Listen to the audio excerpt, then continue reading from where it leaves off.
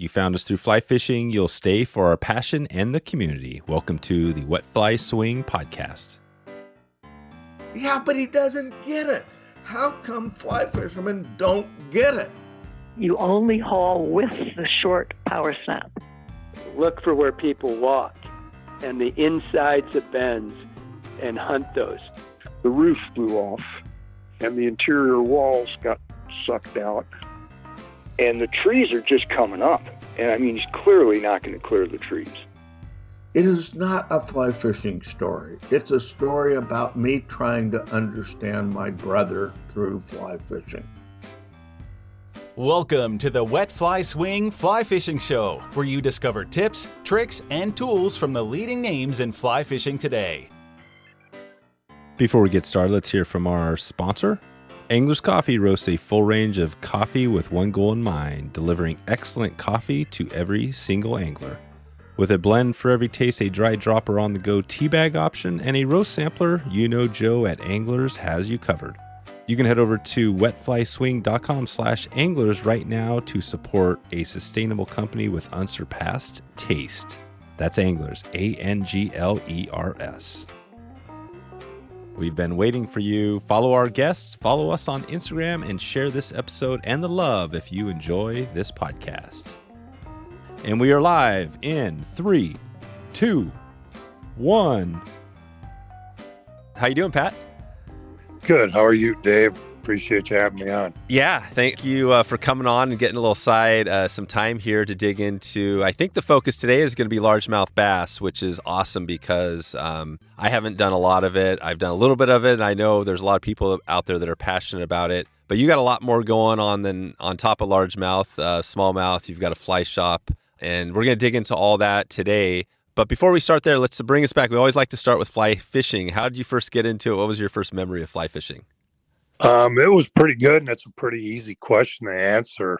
I was just a young kid, and I was watching I believe it was the first American Sportsman show on ABC with Curt Gowdy and with Jack Dennis, and they were floating the Snake River. And I grew up fishing. I mean, you live in Wisconsin. My dad was from the Upper Peninsula of Michigan, so every weekend as a kid, I was up there traipsing around in the woods and fishing and stuff. And I didn't know what fly fishing was, and I was watching them fish out of that drift boat. I don't know what they're doing. It looks pretty cool. I got to figure that out. And my dad would always take me fishing, but he just had no use for going in the woods up there with trout fishing.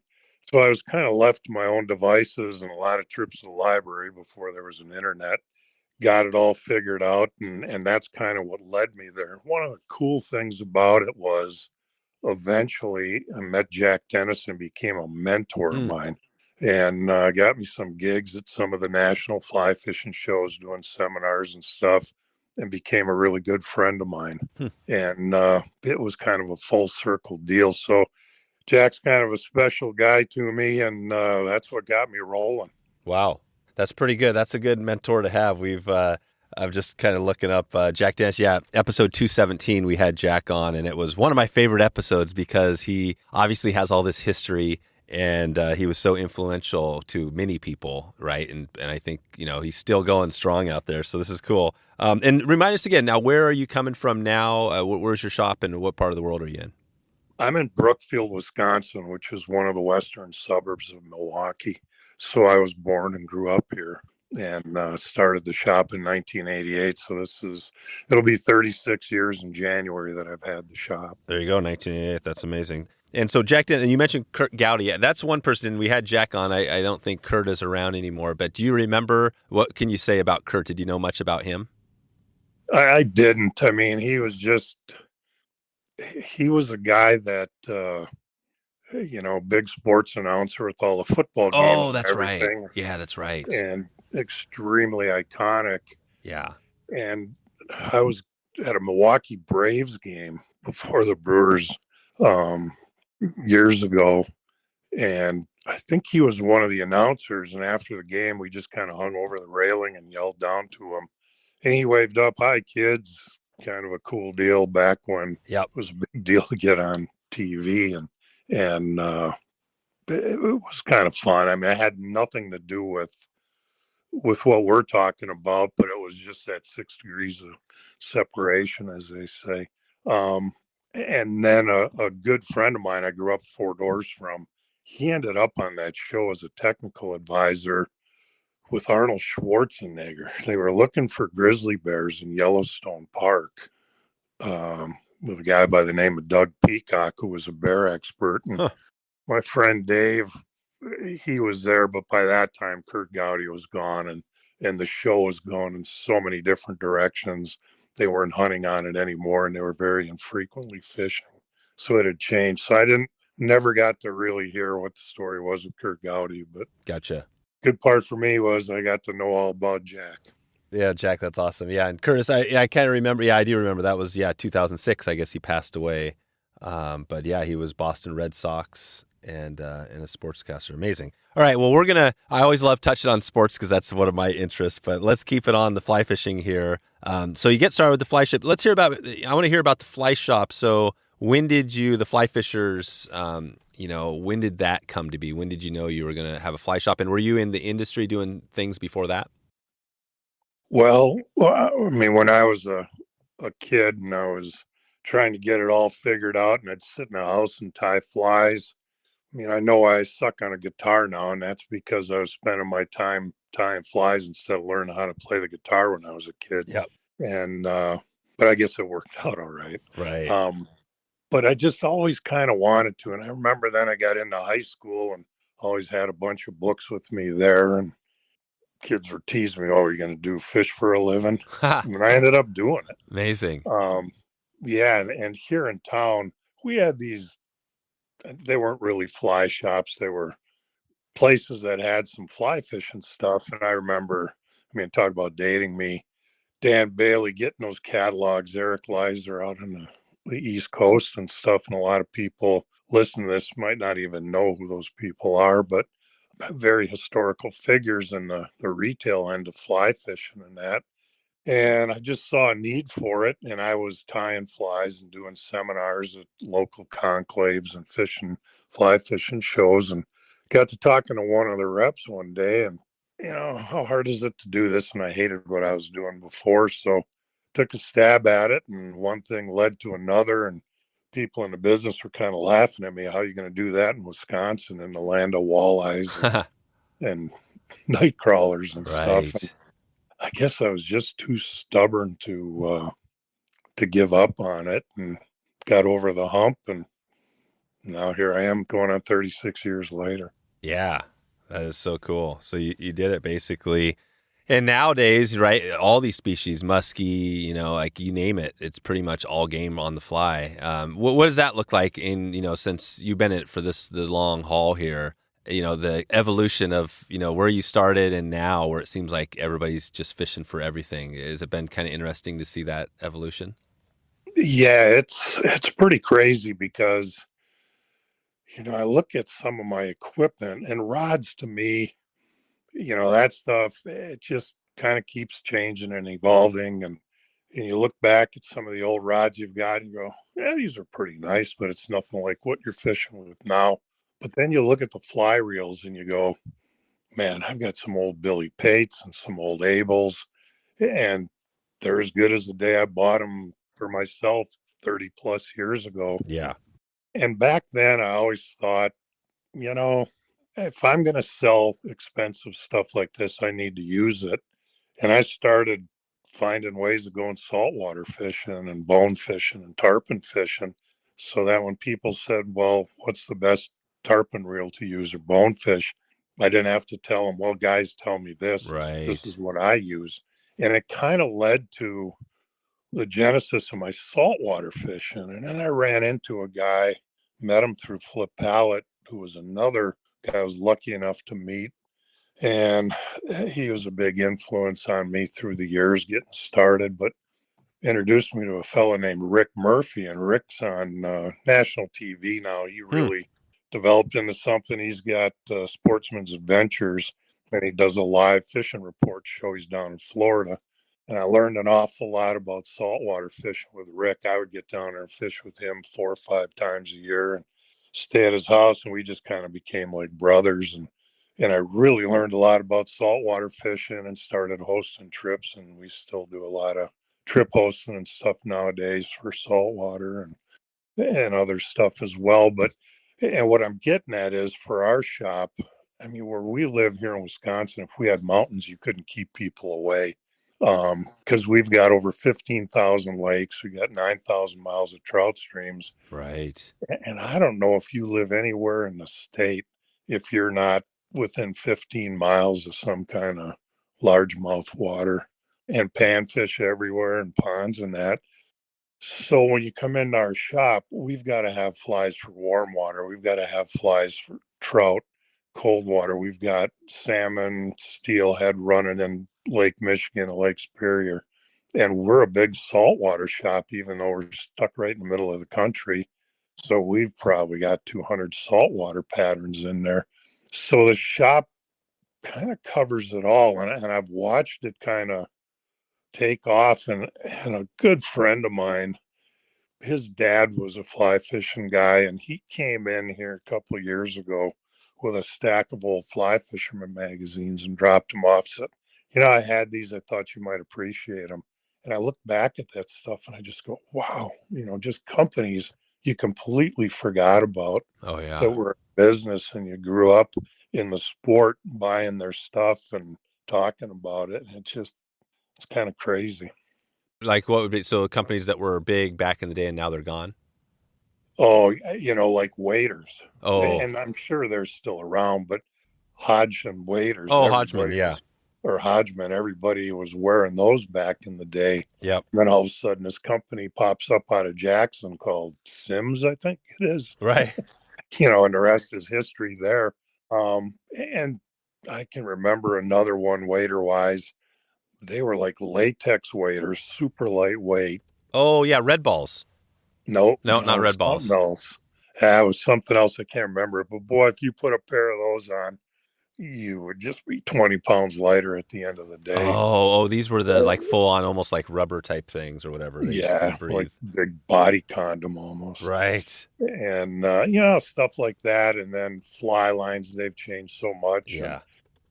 And the reels, Fluger Medalist. I remember buying my first one when I was a teenager going, oh my God, this is like the Cadillac fly reels. Yeah. And I've still got that thing.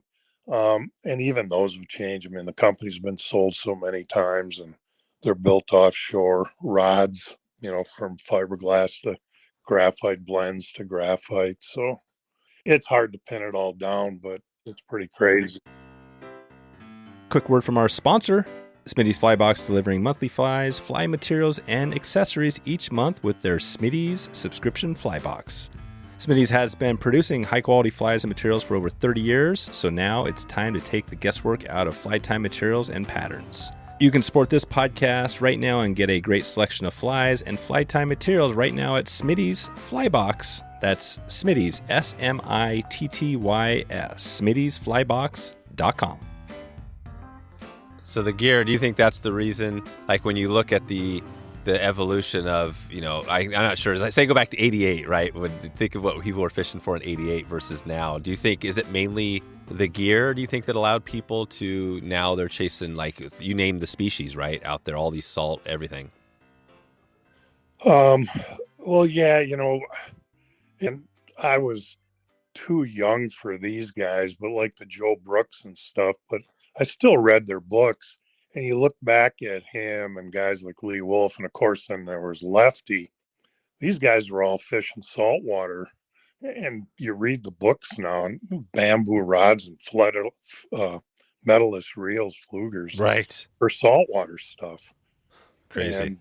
And then it all started evolving with the equipment once fly fishing caught on more. That's right. Nice. Well, we'll probably keep on, and with the shop, and I know you've got some stuff with rainies and flies, and we'll dig into a little bit of all this as we go. But let's jump in. I think largemouth bass is a species that is definitely, on a lot of people's lists. I think smallmouth probably gets maybe more airplay out there. But I want to talk about largemouth. So But before we get there, just let's bring it back to the shop again. So somebody comes into the shop, throughout the year, and they say, "Hey, I'm here. I'm in Milwaukee, Wisconsin, or wherever. I want to go fishing." What do you tell them? Like, what's your first step there? Is it largemouth? Is that on top of the list, or is there other species? No, we've got everything. The closest stuff to us, cold water wise, is steelhead and salmon. Although the rivers on our side of the lake are not cold water. It works because it's cold out when those fish are running. And we get a couple of big rains and we'll start seeing fish here in the next week or so. So we've got that end of things, and it draws a lot of people, but it's a little bit too much of a carnival for me.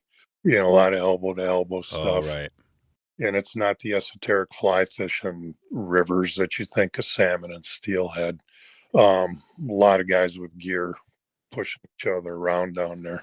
But I mean, if you do it right times of the day, week, you can find some room. And a lot of guys do fly fish down there. But as far as the warm water stuff goes, we've got some of the best bass lakes within 20 minutes of the shop, just west of town.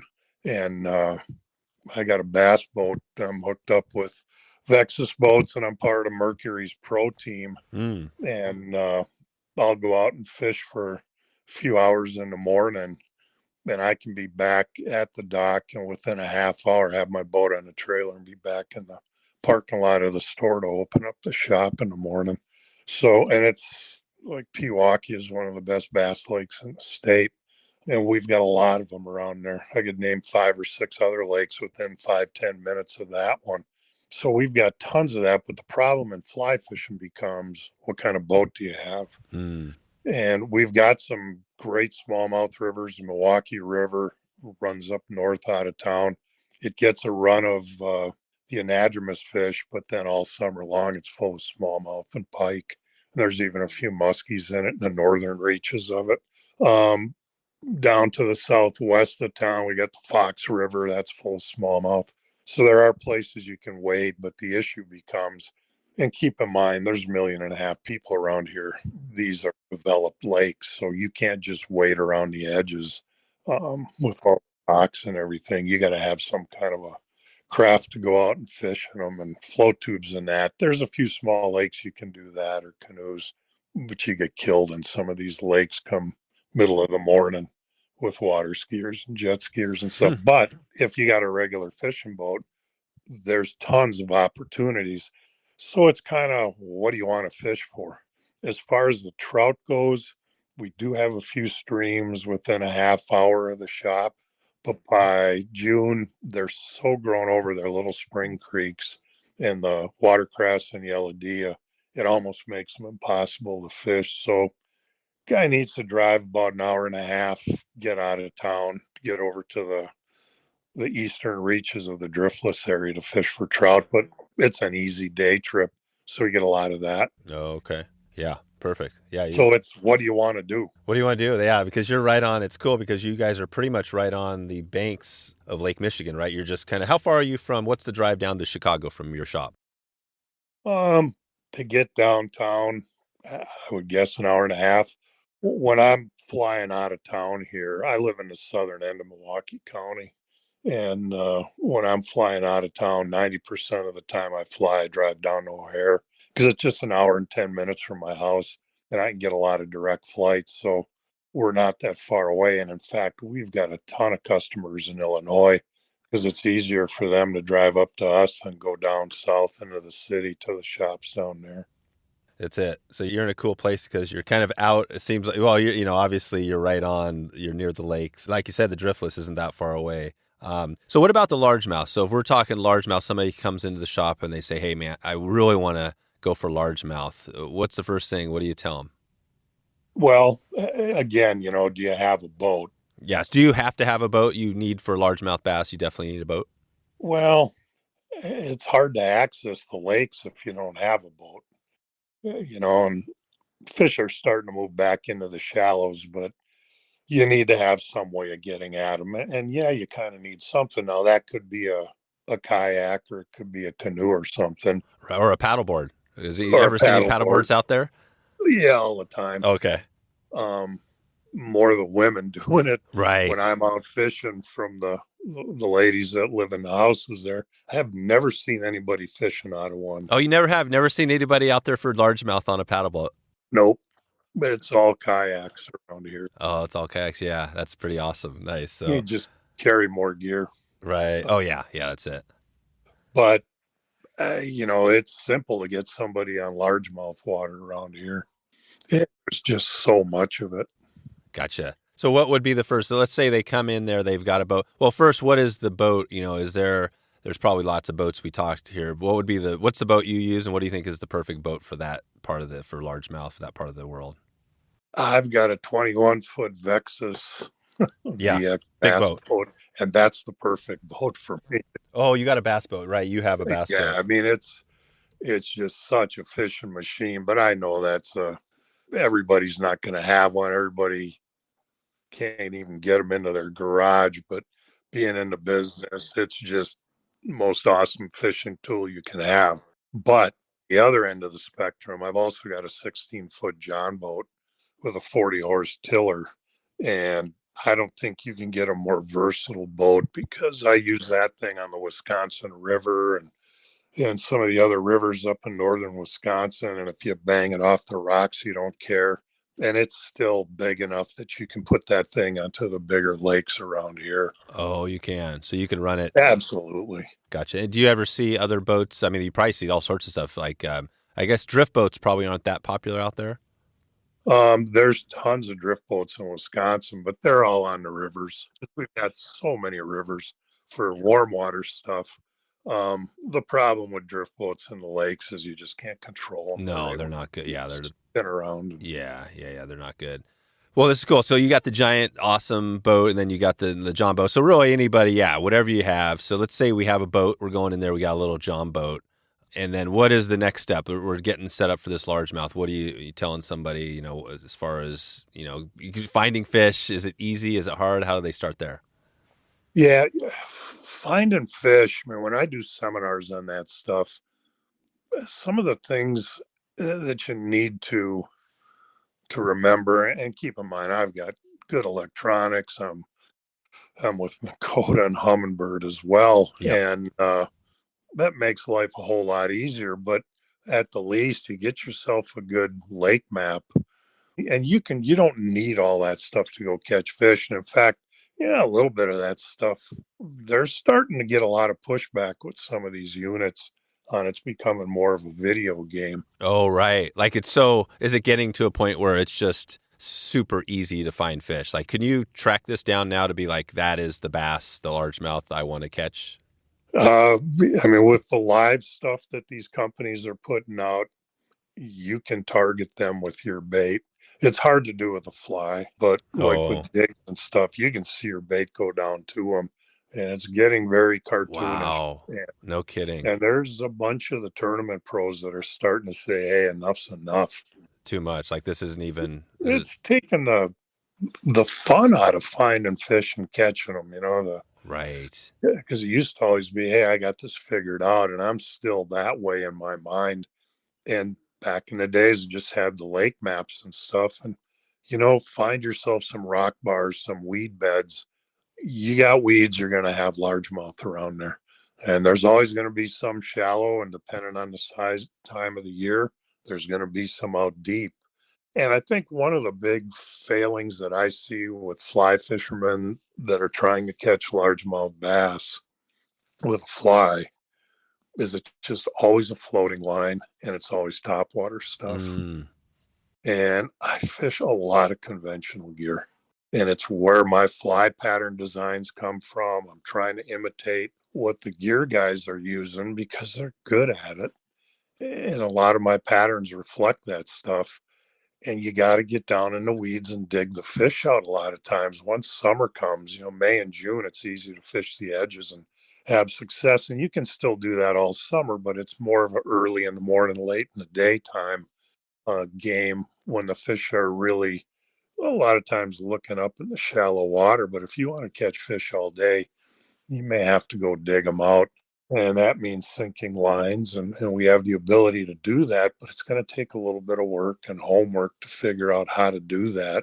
And I work with Scientific Anglers as one of their ambassadors. And it's one of the reasons they brought me on board is because of this warm water stuff that I do. And I'm constantly working on things. How can we figure out how to do that easier? I've got ideas all the time that I'm playing with stuff, cutting up lines and doing things and messing around with that stuff. But I mean, you can go in and I tell people at least buy a sink tip line. Yeah. We just came out with a line that we've got now. It's a 5-foot mini sink tip. And it's one of the things when I signed on with them that I brought up. And they had messed around with that. And back in the days when I was with another line company, I had that idea for a 5-foot sink tip, and we came out with it, and it was extremely popular. And SA brought it out, and I'm really excited about that because I like using them trout fishing. Because if you got a 10, 15 foot sink tip fishing streamers and you're not in the right kind of river for that, you got line laying on the bottom while you're retrieve. And with this and smaller streams where you want to get down a little bit, fishing streamers in the fall or something works perfect. And I've got some stuff I play around with deer hair flies and divers, fishing the surface with a sink tip line and a long leader. In fact, we just did a video on that here a week or two ago that I think SA put out. You can find that on their website. Just talking about how to rig your stuff up for that. And so there's a lot of different things you can do with it, but it's just, and I'll hear it when I'm out in my boat. I'll be out 10, 15 feet of water, and you know how voices carry across the water. And I'll hear some guys talking half a mile away. Hey, look at that knucklehead. He's out there fishing poppers with a fly rod. And they don't have any clue I'm fishing 8, 10 feet down with it. And you really need more than a floating line. And that's one of the biggest keys when I talk to people in the store about having success with bass in still water situations and even in moving water, rivers and streams. Yeah, that's a huge tip. So, and that line for SA, remind us again, what's the name of that line if somebody wanted to grab that one? Is that out now? Yes, it's on the website. And don't shoot me, and SA don't shoot me, but I can't remember exactly how they named it. Oh, yeah. If they called it the mini tip, but it's a new short head 5-footer. Okay, yeah, I'll hit up Joe. I know we've been chatting about stuff. I'll make sure we'll get that. Yeah, don't tell him I couldn't remember. I won't. I was the guy working with it, but I don't know what exactly they called. I was thinking about Phil Roy because he's kind of one of our, he works on a lot of our stillwater stuff, more focused on trout. But I asked him the other day, he was trying on air, he was kind of like, okay, what's the name of your new book? And he couldn't remember his new book. Right. So it's like, it's okay. We all have you know what I mean?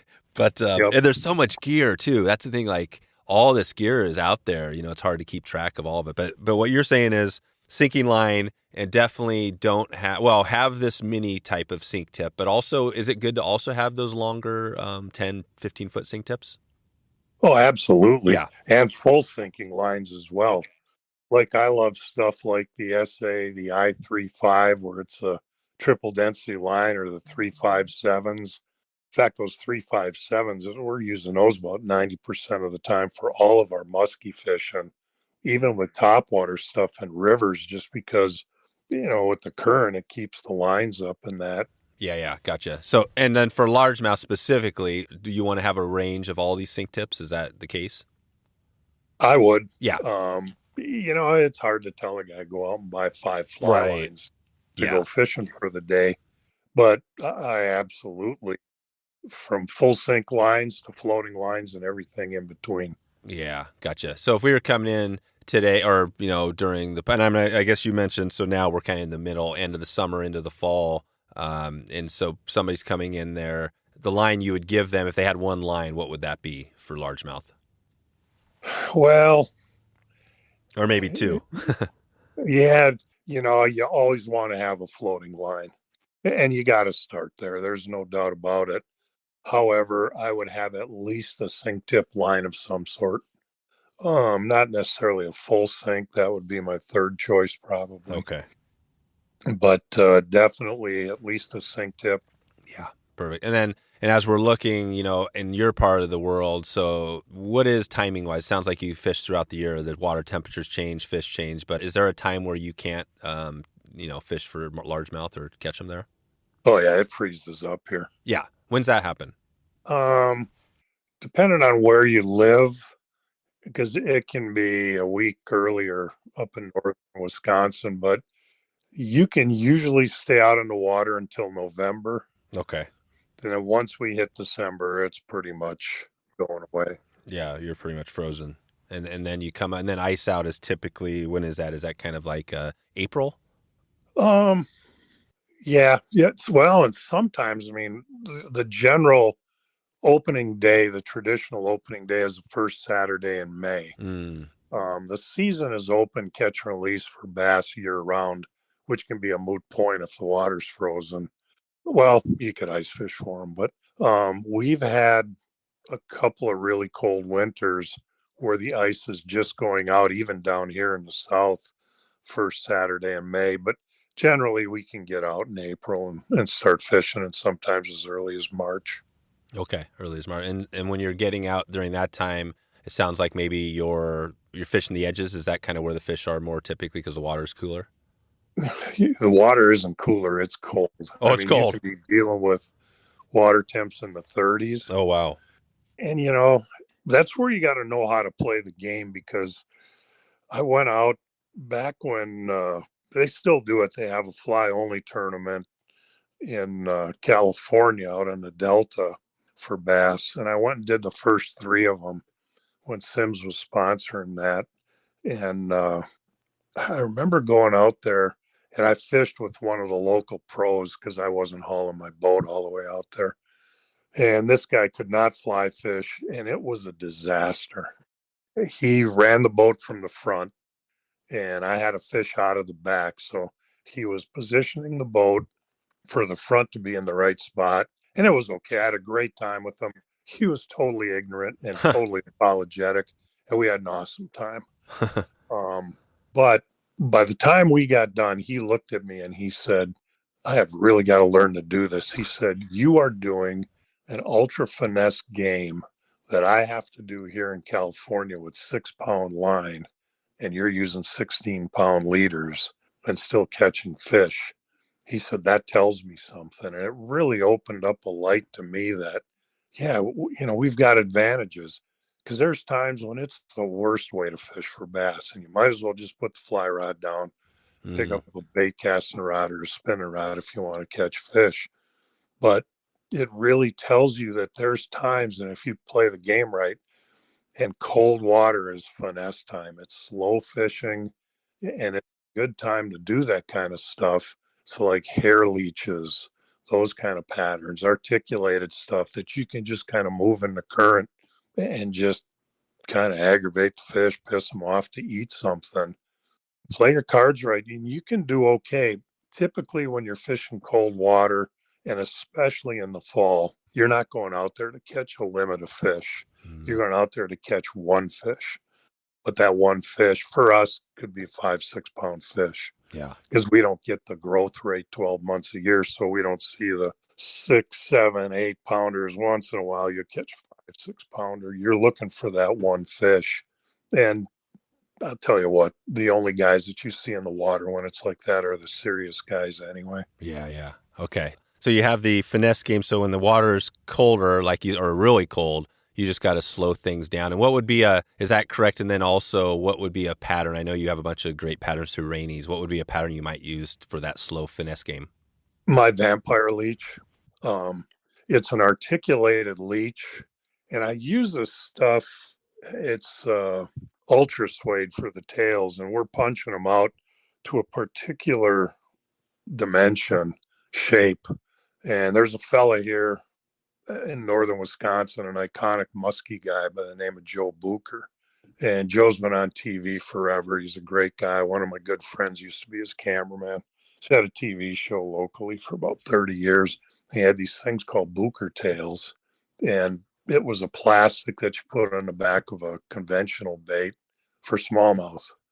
And it was kind of an homage to him, was the shape with the ultra suede. And I used that in one of my first patterns, using that, the Grim Reaper, which is basically my answer to a swim jig, one of the best all-around gear lures for bass fishing. And so I've incorporated that into some of my bonefish patterns in smaller sizes, and as well as this Vampire Leech. So there's some flash built into it. It's a palmered body on both hook ends with it, and with marabou, and with some laser chenille on it, and then lead eyes. So you can just kind of undulate that thing from the fish it slow, fish it fast, stuff like that. Like that Grim Reaper with the pulsing silicone legs. That stuff all works pretty well. Gotcha. And I guess the Vampire Leech looks a little like a kind of the style, like kind of a woolly bugger pattern. Is the Grim Reaper a little bit different than that? Well, Grim Reaper, if you know what a swim jig is, yeah, that's basically what it looks like, except you can cast it with a fly rod. The Vampire Leech really doesn't look like a woolly bugger. It's just one long, soft body. Okay. With that tail extending out from it. With the tail, yeah, gotcha. Okay, perfect. Yeah, and I see these. We'll put some links in the show notes. And where would somebody go? I guess you sell through Rainey's. Where would you recommend they pick up, or can they grab these from your shop? Yeah, we've got them all at theflyfishers.com. Yeah, perfect. Good. All right. And so let's talk about that. So we've got, let's say we're earlier in the season, you're out there fishing. I mean, you got different times of the year, when things warm up, but that earlier time, how would you fish those largemouth with? So you got these flies on. What's that look like? Are you going straight to sinking line? You wouldn't be using a floating line at all? It depends. If I was fishing some backwaters and stuff. Oh, right. On a river, because that time of the year, I'm looking for dark bottoms. Anything. I mean, 1 degree of water temperature can make all the difference in the world. And so I'm looking for darker bottoms, and I'm looking for more still water in the rivers. Like the Wisconsin River, I wouldn't be out in the main channel. I'd be looking in the sloughs and that. So maybe that stuff I could fish with floating lines. And if I had some wing dams with eddies with a little bit more current that I found some fish in, then I might be using a sink tip on it. Yeah, gotcha. Yeah. So if you got the sloughs, still water stuff, you could use a floating, and probably because these are weighted. These 2 flies we talked about have a little bit of lead weight as they get down pretty quick. Right. They got big lead eyes on them. Yeah. Perfect. They'll get them down and give them kind of a jigging action. Okay. So if you find that, say you're in a backwater slough, what would be a typical depth you might be fishing there, and how would you jig that? How would you get these flies down to the fish? Is it similar? Are you pretty much imitating a gear type thing? Well, you're just swimming it like a leech.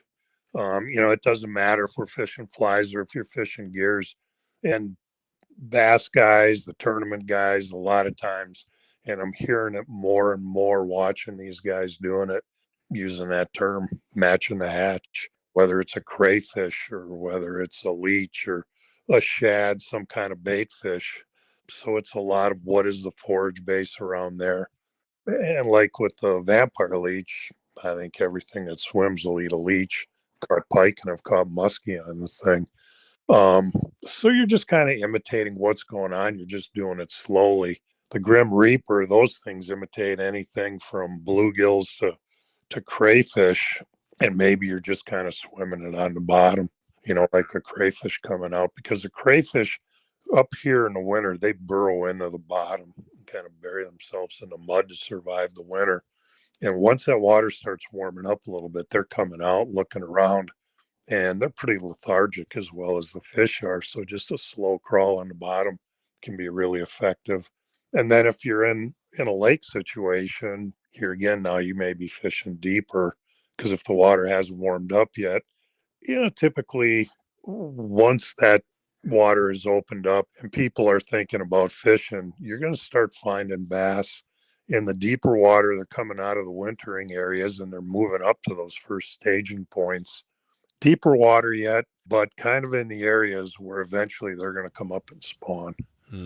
So they may not be in the real shallow water yet, and they could be moving up there. You get a warm day, you can find those fish were out in 10 feet of water in the morning. By the afternoon, they're up in 2-3 feet of water. Oh, okay. And what's that? When are they spawning, and where are they spawning? The thing with bass they're a big panfish.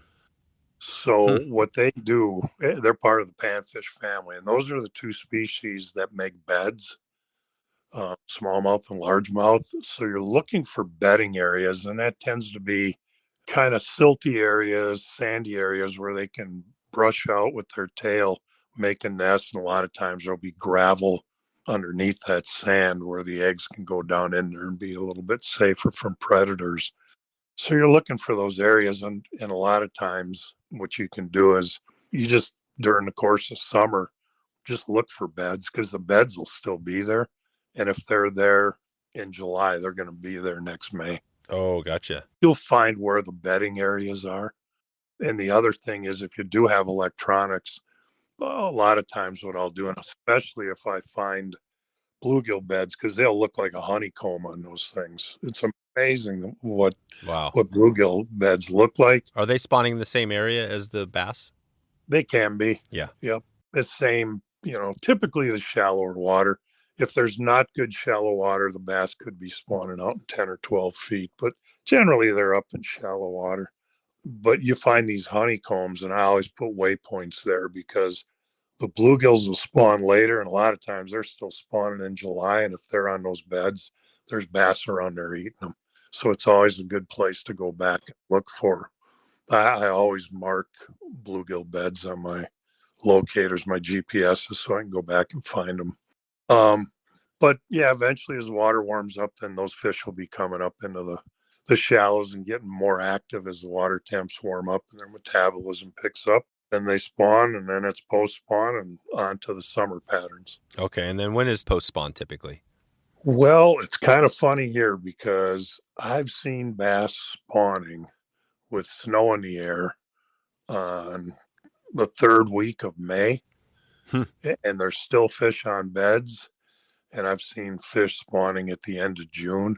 And quite typically in Wisconsin, I just kind of give up on it's pre-spawn, it's spawn, it's post-spawn. It could be pre-spawn and post all at the same time. Gotcha. Just depending on the fish, on the weather, and I think it's got something to do with the moon phase. Today's episode is sponsored by Eastern Idaho's Yellowstone Teton Territory, Idaho's most renowned zone for fly fishing, from the Henry's Fork to the South Fork of the Snake and all the high alpine lakes and streams in between. Yellowstone Teton Territory provides anglers and other outdoor enthusiasts with all the information they need to plan their next big trip. You can visit wetflyswing.com/Teton right now to get the full list of outfitters, lodges, fly shops, and all kinds of inspiration to get you started on your next trip to Eastern Idaho. That's Teton, Teton, wetflyswing.com/Teton. So you key more, and so like where they're spawning is important, because obviously the bass will be coming into where the other sunfish are eating them. But also, are you fishing during that time, during the spawn, or is that more after or before? I do not like targeting beds. Yeah. I've got an ethical problem with it.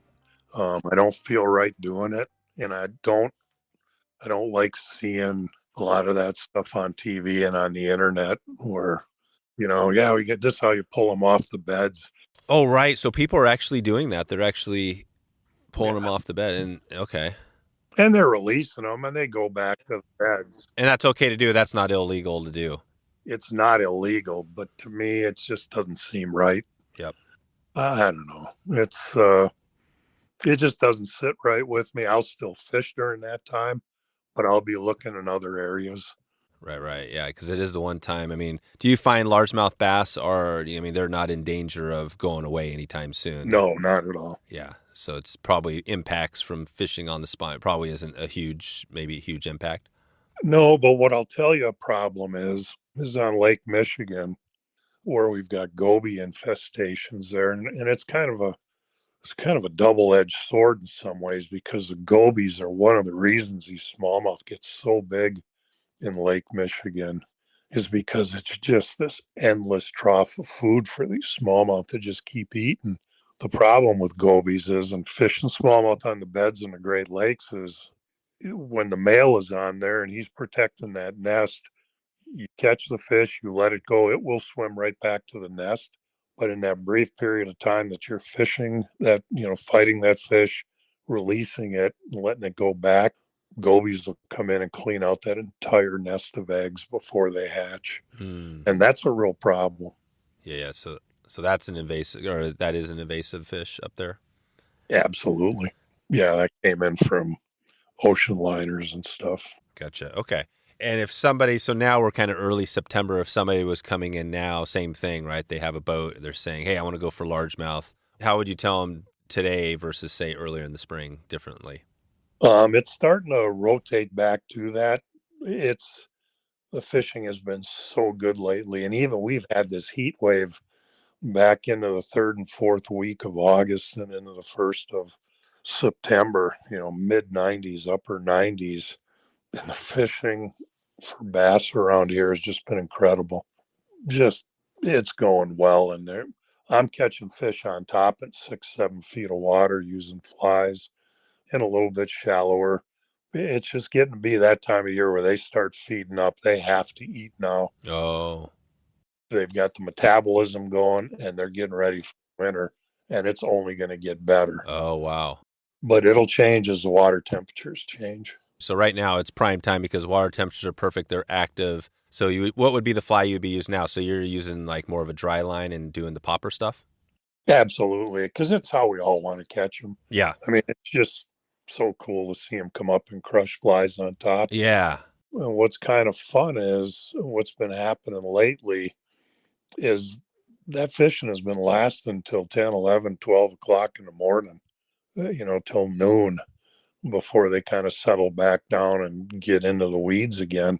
So you can go out all morning and catch a bunch of fish on top. It's been kind of fun. We've had a stretch of crappy weather here lately. It's cold and raining and windy, so that's kind of knocked it down. But here by Thursday, it should be back. So I'm going to go out Thursday and see if I can pull some up. Gotcha. So that's going to the poppers. And then like you said, eventually the water starts changing in sometime later September, October. And then once it cools down, these fish drop back more into, like we talked about, it'd be more like springtime fishing. Yeah, eventually they will. I mean, you're going to find fish up shallow now for quite a while. And then once those temps start really plummeting, the fish are going to be eating hard. They just have to survive the winter up here. And they're going to be scattered from 3 feet of water to 10, 12 feet of water. So, you're just looking for rock bars. And the guys that are successful at that time of the year keep chasing the green weeds, because these weeds will start to die as the water gets cold and they'll start to turn brown. And if you can keep finding green weeds, you'll keep finding bass, whether it's 3 feet or 13 feet. Gotcha. That's a great tip. So basically, yeah, even later in the season, as long as you can find the green vegetation, you could find some largemouth. Yep. That's awesome. All right. And we'll talk about the popper a little bit. Do you have flies specifically in your lineup for poppers? And talk about a little bit about that popper, what they need to do that. Well, the poppers, so basically with topwater stuff, we're looking at two different versions, either the hard body or soft body, which means either real soft foam or deer hair. And divers to me are one of the best all around flies that you can fish for bass, whether it's largemouth or smallmouth. When Larry Dahlberg came up with that thing 25 or 30 years ago, that and the Clouser minnow were two of the most successful warm water flies I think that have come down the line. Yeah, in that amount of time.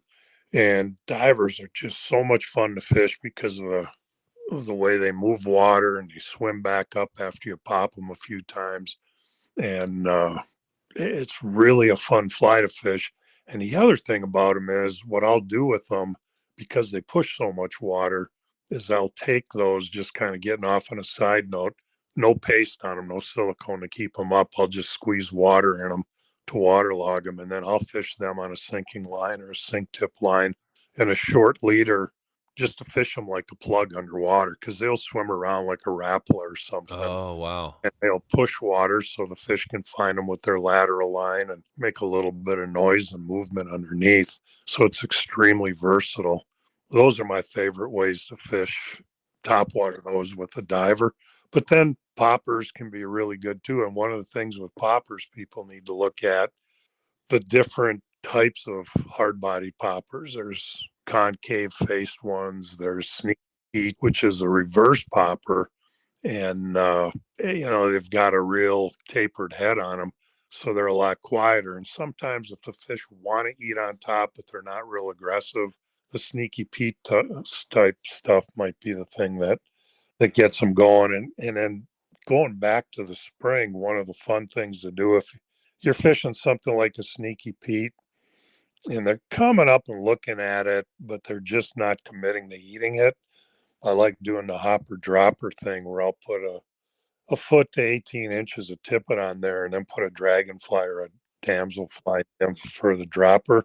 Because by that time of the year, those nymphs are really getting active in the still waters, and the popper will draw that fish up there, but they won't commit to it, but they'll eat that nymph. Oh, wow. And so it's like a hopper dropper rig for bass. It's a popper dropper.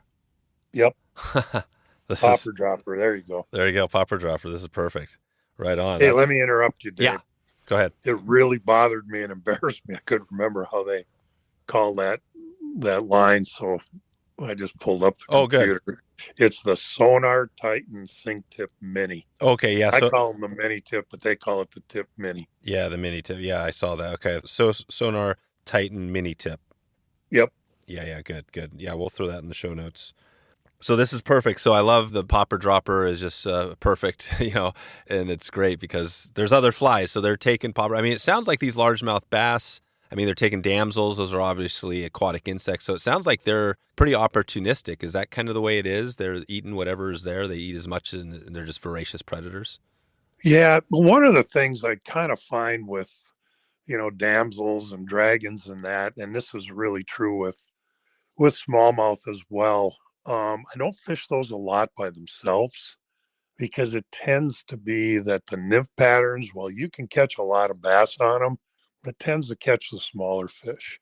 So with that popper dropper, as you called it, rig, you got bigger fish coming up to look at that popper, and they end up eating that damsel or dragonfly nymph.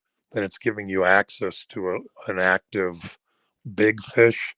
Whereas if you only had the nymph on, you might just be catching smaller fish. So they are opportunistic, crayfish, baitfish, leeches, all that stuff, and all the sizes of fish eat all of that. One really cool thing I should tell you that I learned about forage and that stuff is I was up in northern Michigan, up in the UP one time.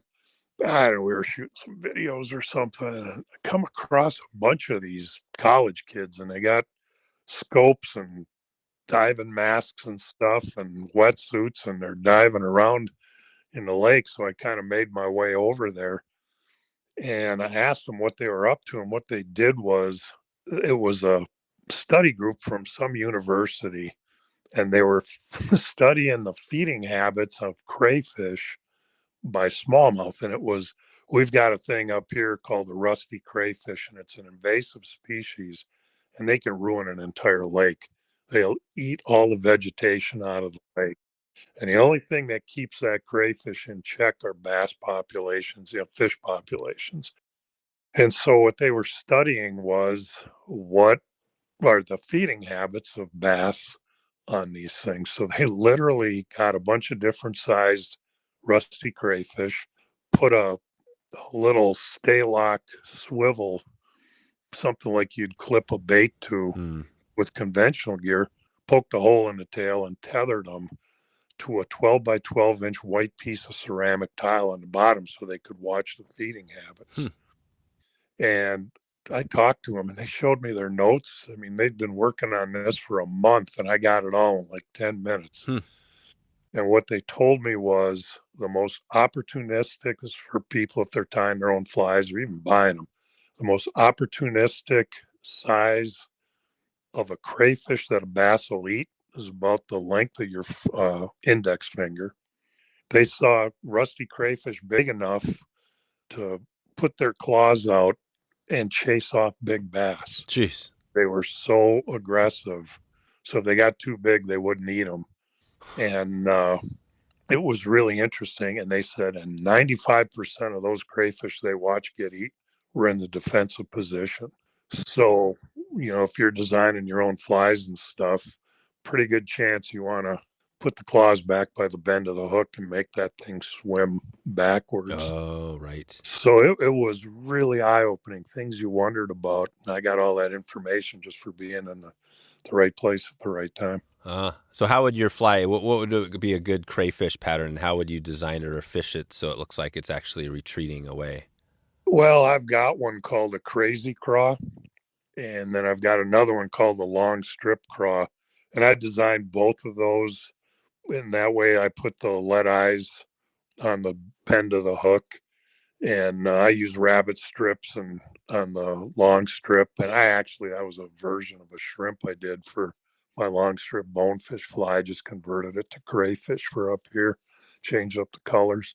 And then the Crazi Craw is extremely impressionistic. And I use a few different pine squirrel strips on that to get it to swim and move. But there's some stuff like Wilson's Roadkill Craw is a good way of how he designed his. There's a lot of patterns like that fish backwards. Gotcha. Yeah, there's a lot of them. That's right. Perfect. Yeah, I see it now with Pat Ehlers. Yeah, the Crazi Craw. Perfect. Nice. Well, as far as the largemouth, we've kind of taken it through the season. Anything else you would throw out here? I guess one thing is on the rod. Maybe talk about the rod and anything else you would give as far as maybe some little tips to get people ready for their first largemouth trip. Yeah, the rod size, I guess you'd pick that depending on the flies you were going to throw and on the size of fish you tend to encounter. Because there's lakes up here where it's hard to find a legal fish. So it's 14 inches long. Small lakes get infested with bass where they're telling you just keep everything you catch to get them out of there. But typically my favorite rod is going to be a 7-weight or an 8-weight. I can throw bigger flies with those. And one of the things I don't like hearing in the shop, and I try to educate people on it, is, oh, it was great. I caught this 18-inch smallmouth on my 5-weight. It took me 30 minutes to get it. And how do you tell a guy you probably killed it? Yeah. Even though he swam away, they build up lactic acid just like weightlifters do. And sometimes they can't get rid of that. You're just fighting them too long. And you hook one, get it in, land it, and put it back in the water. And that's why I don't like to undergun anything. So 7s and 8-weights are what I like to use. And, there's a variety of stuff out on the market. I'm typically using 9-footers. I can get more distance. I can cover more water with it, but then there's some really fun stuff in that 8-foot range as well. And the thing with shorter rods is it's easier to hook set and it's easier to fight fish and you can be more accurate with it. So there's some trade-offs there, but if you're just buying your first rod for that and you get a 9-footer, you got something you can go bone fishing with, redfish. You can go fish some steelhead if you're around here. Get a lot more use out of the 9-foot. Good point. 9-foot. And then how would you, on some of these bigger patterns, what's your tip on casting? Are you guys making some pretty long casts or how does that look? It depends on where you're fishing and what the water is. I've always said if you can cast 30 to 40 feet accurately, you're going to catch fish. But if your buddy can do it at 80 feet, he's going to catch more. You can cover more water with longer casts. A lot of times you can do that. Because if we're fishing big weed beds, we're just covering the water. But if you're going down a river, especially like floating a smallmouth river and you're hitting wood and pockets as you're driving by, you really want to be accurate. And that's where shorter casts make more sense. So it can be, I don't mean to sound vague, but it can be anything from 20 feet to 80 or 90 feet if you can pull that off. As far as lines go, bass bug tapers really help get the flies out there. Right. One of the things people may not know about bass bug tapers, like scientific anglers, that's a 2-line weight heavy fly line. And with a lot of the high performance rods nowadays, it softens them up a little bit and it can make a mediocre caster cast a little bit longer. But one of the big issues is people need to know that kind of stuff because we get guys come in the shop all the time. I need a fly line. What weight rod have you got? I've got an 8-weight, but I want a 9-weight line.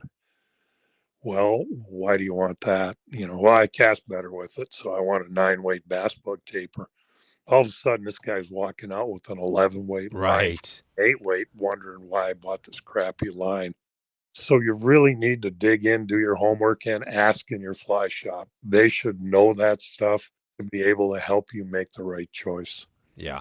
And another line that just came out that I've been messing with and just came out in the market is the new Infinity Worm from Scientific Anglers.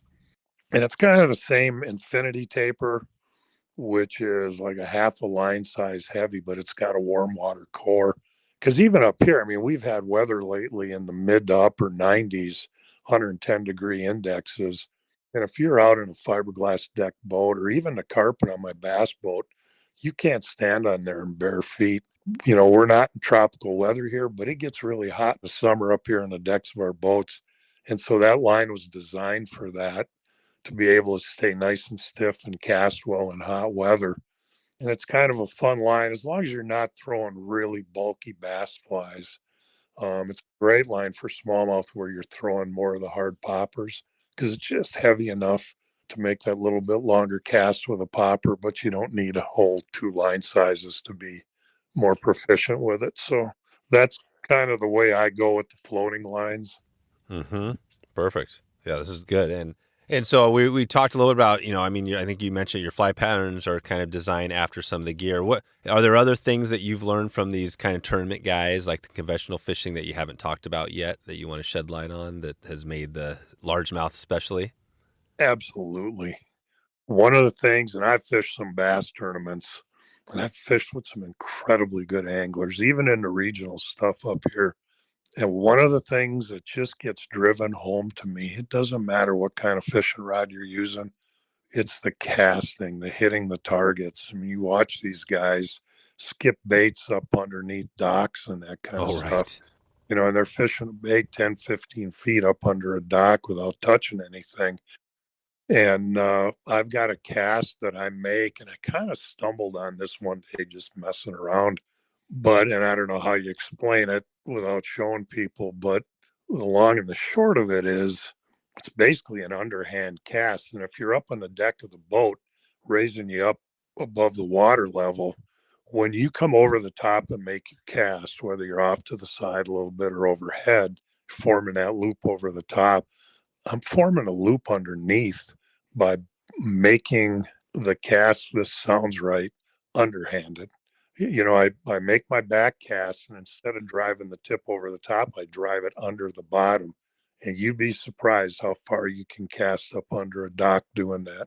And just even if you drive it hard enough and it touches the water, that fly will skip there just like a wacky worm would. So stuff like that, but being accurate, and that's just practice. We've got one of those new ultra golf places that's 5 stories high with the big Oh, net. right. Yeah.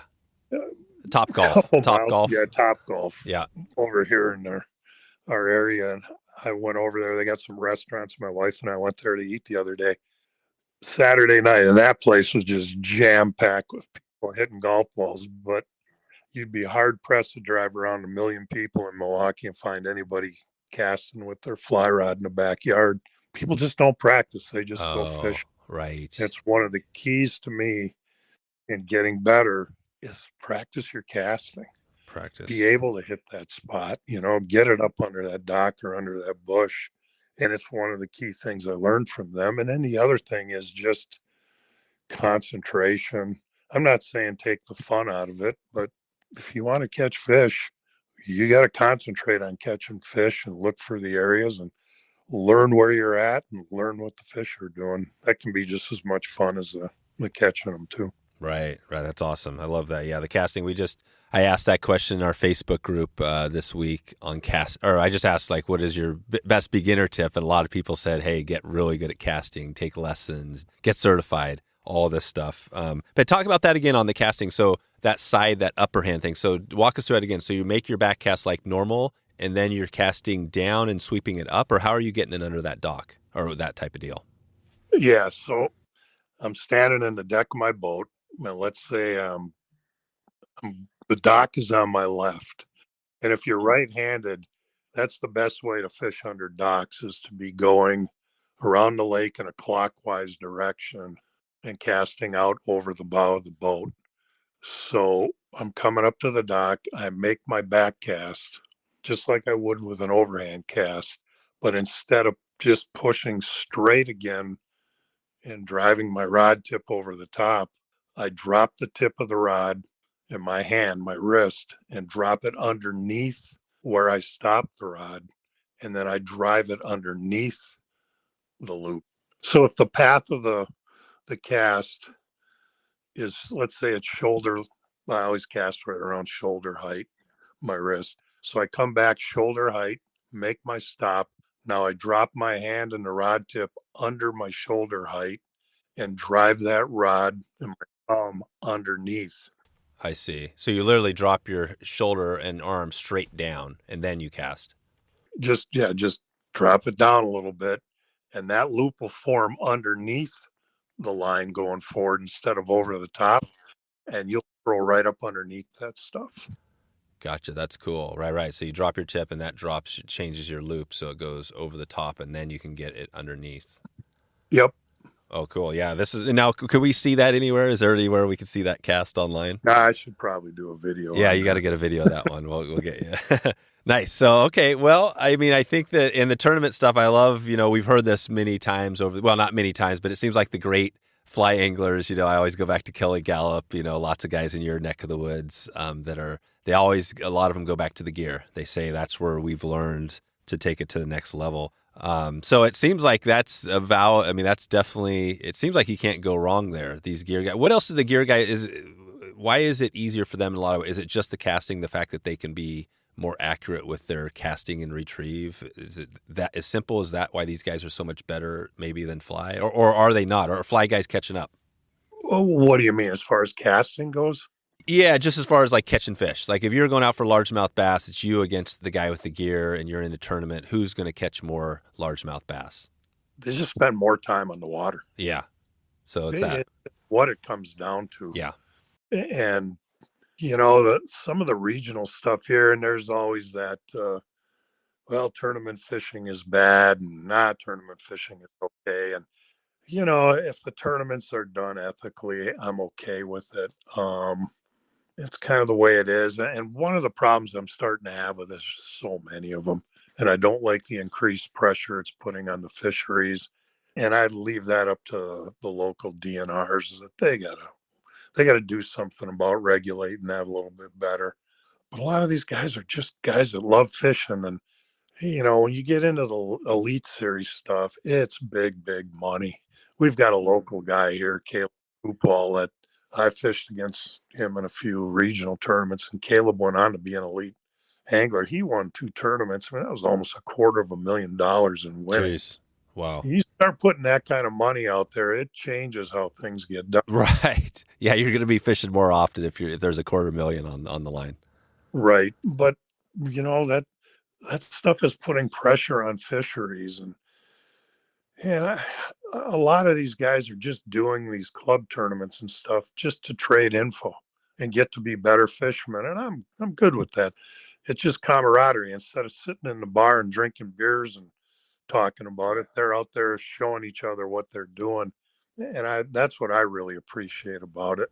Yeah. But the big thing is they're talking about it. And I know one of my reps was in the other day, and he made the comment about, I think the average guy gets about 60 to 100 days on the water.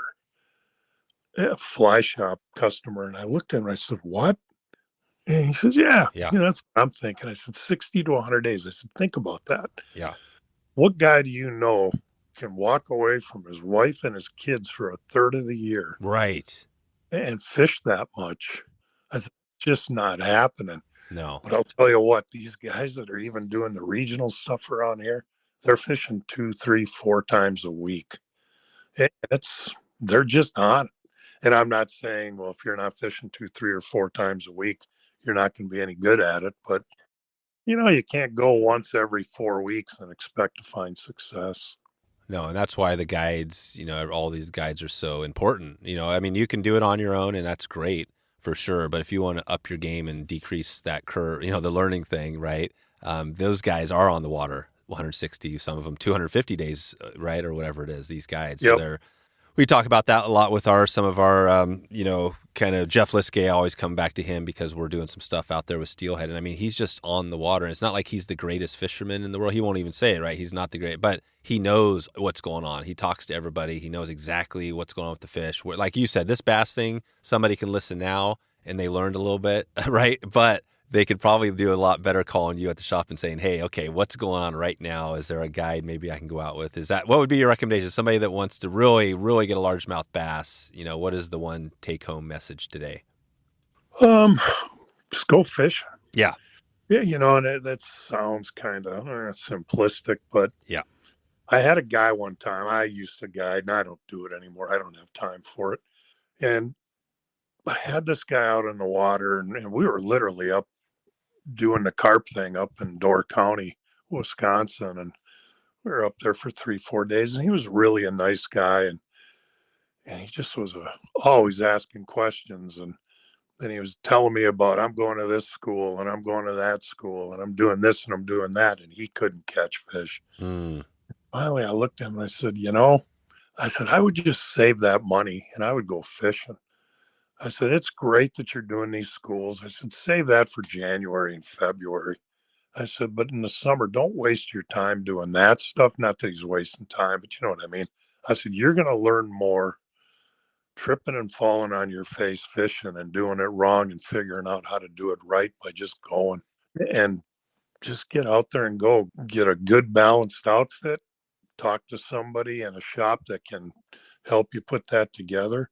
Get a handful of flies that work in the area, find a buddy or a guide or something that'll take you out and just go fishing. I remember when I was a little kid and I tried doing the fly fishing stuff and I just couldn't figure it out. And I always had a few worms with me, and I'm up on these little trout streams up in northern Wisconsin in the UP, and I would just, after an hour of frustration, I'd start catching trout again on the worms. One day I said, if I don't leave these worms at home, I'm never going to get this.